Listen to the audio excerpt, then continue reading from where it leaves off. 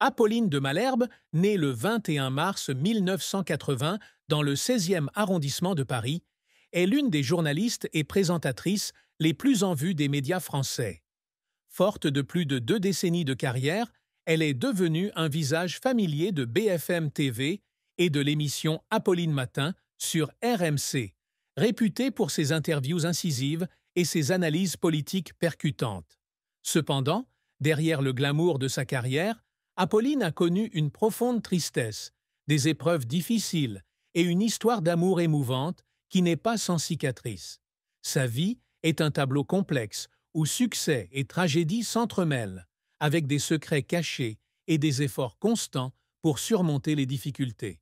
À 45 ans, Apolline regarde sa vie avec une fierté mêlée de regrets, et sa triste fin a laissé une profonde douleur dans le cœur de ses proches et des téléspectateurs. La plus grande tristesse dans la vie d'Apolline de Malherbe fut probablement le sentiment d'être incomprise et sévèrement critiquée par le public et les médias, notamment lorsqu'elle estimait ne pas être reconnue à sa juste valeur pour ses efforts et son dévouement.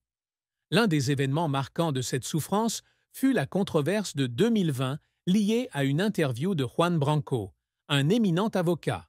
Lors de cette interview, Apolline fut accusée par 23 personnes ayant déposé une plainte auprès du Conseil de déontologie journalistique et de médiation, CDJM, de manquer d'objectivité et d'hostilité envers la personne interviewée. Le CDJM conclut que son interview manifestait un parti pris dépassant les limites de la liberté d'investigation journalistique et que certaines de ses déclarations violaient les règles de la déontologie journalistique. Cet événement, comme le rapporte Wikipédia en français, plongea Apolline dans une période de crise psychologique. Lors d'une conversation privée avec un collègue, elle confia un jour avoir eu l'impression que le monde entier était contre elle, comme si tous ses efforts pour bâtir sa carrière avaient été anéantis en un instant. Cette tristesse était encore aggravée par les critiques qu'elle subissait sur les réseaux sociaux, où elle était qualifiée de arrogante ou d'injuste. En tant que femme travaillant dans le journalisme, un domaine souvent dominé par les hommes, Apolline était confrontée aux stéréotypes de genre et à une pression 2 fois plus forte que ses collègues masculins pour faire ses preuves. Elle a un jour confié à Quelle Époque qu'il y avait des nuits où elle n'arrivait pas à dormir, relisant les commentaires négatifs en ligne et se demandant si elle avait vraiment fait quelque chose de mal. Les larmes silencieuses qu'elle versait dans son appartement parisien témoignaient de la douleur qu'elle endurait, non seulement à cause des critiques, mais aussi de la solitude de l'affronter seule. Un autre aspect de la plus grande tristesse d'Apolline dans la vie est la pression de concilier sa carrière et sa maternité. Avec 4 enfants, 2 fils nés en 2006 et 2010 de son mariage avec Alexis Morel, et 2 autres, dont une fille prénommée Anna, née en 2017 de son compagnon actuel Harold Ozzy, Apolline culpabilise souvent de ne pas pouvoir passer suffisamment de temps avec ses enfants. Elle a un jour confié dans une interview à Gala qu'elle vivait dans un joyeux désordre, mais derrière ses sourires se cachent des moments de larmes, pensant avoir manqué des étapes importantes de la vie de ses enfants à cause de son emploi du temps chargé. Un jour, lorsque son fils aîné lui a demandé pourquoi elle ne pouvait pas assister à un spectacle scolaire, Apolline l'a serré dans ses bras et a pleuré, se sentant comme une mère ratée. Le parcours d'Apolline de Malherbe a été impressionnant, mais aussi semé d'embûches qui l'ont laissé en larmes. Après une licence de lettres, Hippocagne et Cagne, en classe préparatoire, Apolline a poursuivi ses études à Sciences Po Paris, où elle a obtenu un master en politique sociale et services publics en 2005. Ses premières années ont été marquées par des stages au journal Ouest-France au Mans, 2 étés consécutifs à la rédaction politique du Figaro et un passage aux affaires étrangères du Figaro en 2001, où elle a couvert les attentats du 11 septembre. Ces expériences ont renforcé son amour pour le journalisme, mais ont aussi été des moments difficiles, car elle a travaillé sans relâche pour prouver sa valeur dans un environnement extrêmement compétitif. En 2007, Apolline a publié son premier livre, Politique cherche audimat, désespérément, aux éditions Albin Michel. L'ouvrage, basé sur son mémoire de master sur l'image des politiques à la télévision, écrit par Marc-Olivier Fogiel et Thierry Ardisson, a remporté le prix Edgar Faure d'écriture politique. Ce succès lui a ouvert les portes de BFM TV, où elle a débuté sa carrière comme rédactrice en chef. De 2008 à 2011, elle a été correspondante à Washington, couvrant des événements majeurs tels que l'élection présidentielle américaine et l'affaire DSK. Ce rôle l'a rendue célèbre auprès du public international, puisqu'elle est apparue sur des chaînes comme ABC, CNN et NBC. En 2012, Apolline a rejoint Canal+, où elle réalisait des chroniques et des interviews politiques chaque matin. Un an plus tard, elle est revenue sur BFM TV comme rédactrice politique et présentatrice de BFM Politique.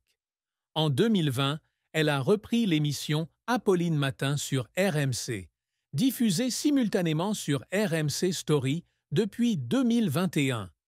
Avec son style d'interview incisif et sans concession, elle a réalisé de nombreux entretiens mémorables, notamment avec Marine Le Pen et François Bayrou. Cependant, ce style a également suscité des controverses, comme l'incident avec Juan Branco en 2020 et l'échange tendu avec Gérald Darmanin en 2022, lorsqu'il lui a demandé de se calmer lors d'une interview sur les statistiques de sécurité. Ces événements, tout en mettant en avant ses compétences, lui ont également valu de vives critiques. Les revers de carrière d'Apolline sont souvent marqués par des moments où elle est critiquée pour son style d'interview ou ses petites erreurs à l'antenne. Par exemple, en 2016, elle a été critiquée pour avoir confondu Benoît Staparu avec Benoît Hamon lors d'une émission en direct, comme l'a rapporté Ojim.fr. Une autre fois, elle a accidentellement lâché un juron à l'antenne après avoir oublié d'annoncer la nouvelle. Ces moments, aussi insignifiants soient-ils, l'ont laissée dans un état de honte et d'auto-accusation. Elle a confié qu'il y avait des jours où elle quittait le plateau en pleurant dans sa voiture, se sentant incapable de répondre aux attentes de son public et de ses collègues. Les efforts d'Apolline pour réussir professionnellement ont aussi été des moments qui l'ont fait pleurer. Pour préparer chaque interview, elle veille souvent tard afin d'étudier les profils de ses invités, ne dormant parfois que quelques heures par nuit. Elle a raconté qu'il y avait des matins où elle arrivait au studio les yeux gonflés de larmes, non seulement d'épuisement, mais aussi sous la pression de performer devant des millions de téléspectateurs. Un jour, alors qu'elle se préparait à interviewer un homme politique de premier plan, elle a passé des heures à relire ses discours, juste pour être sûre de pouvoir poser les questions les plus pertinentes. Lorsque l'interview fut un succès et qu'elle reçut les félicitations de ses collègues, elle pleura de soulagement, comme si tous ses efforts avaient enfin porté leurs fruits. La fin tragique d'Apolline de Malherbe fut sa dépression nerveuse en 2023, suite à une série de controverses et de pressions professionnelles. Malgré le maintien de ses fonctions à BFM TV et RMC, Apolline commença à se sentir épuisée par son emploi du temps chargé et les attentes constantes du public et des médias.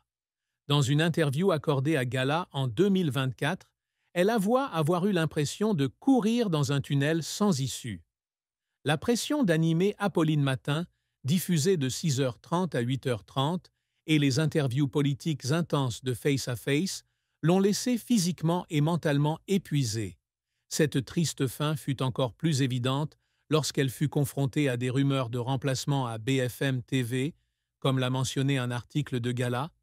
Bien qu'elle ait publiquement nié ces rumeurs et affirmé qu'elle continuerait à travailler pour le groupe, elles la laissèrent profondément blessée. Elle confia un jour à une amie proche qu'elle se sentait injustement jugée, comme si toutes ces années de dévouement au journalisme étaient niées par des murmures en coulisses. Il y avait des nuits où elle restait assise seule dans son appartement parisien, regardant par la fenêtre en pleurant, se demandant si elle devait continuer sur cette voie ou abandonner et trouver la paix. Cette fin ne marqua pas la fin de sa carrière, mais une période durant laquelle elle sentit qu'elle avait perdu une partie d'elle-même. Elle confia un jour dans une interview qu'elle craignait de se retourner un jour et de réaliser tout ce qu'elle avait sacrifié, du temps avec sa famille, sa santé et même son bonheur personnel pour poursuivre sa carrière. Cette tristesse, bien que peu médiatisée, faisait partie intégrante du parcours d'Apolline, faisant d'elle une personne plus complexe que l'image forte que le public voit souvent à l'écran. L'histoire d'amour et de mariage d'Apolline de Malherbe est à la fois douce et difficile. Elle fut d'abord mariée à Alexis Morel, diplomate, ancien élève de l'École normale supérieure et de l'ENA, qui fut conseiller de Nicolas Sarkozy. De ce mariage sont nés 2 fils, nés en 2006 et 2010. Cependant, leur mariage avec Alexis n'a pas duré et ils ont divorcé après un certain temps. Bien que les raisons de ce divorce restent obscures, Apolline a confié dans une interview à Femme Actuelle que concilier vie professionnelle et vie familiale était un véritable défi et qu'elle se sentait coupable. Elle se sentait